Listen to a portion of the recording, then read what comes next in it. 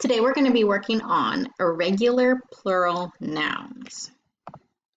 So a plural is when we have more than one. So take a look here. We have 2 dogs, dogs, cats. We have 4 cats, cats, and we add an S to the end.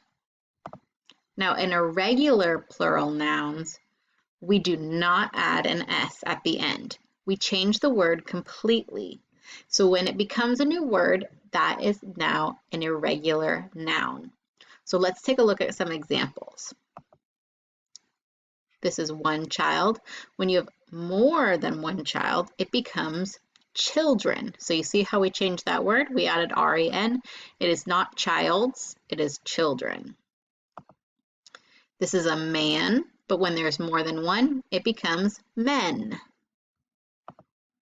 This is a mouse, but when there's more than one mouse, it becomes mice. This is a foot, but when you're looking at both, you call it feet. So those are some examples of irregular plural nouns. Make sure you pull out your packet. You're going to find this page on your last Tuesday assignment. You're going to watch the next video so we can go over that assignment together.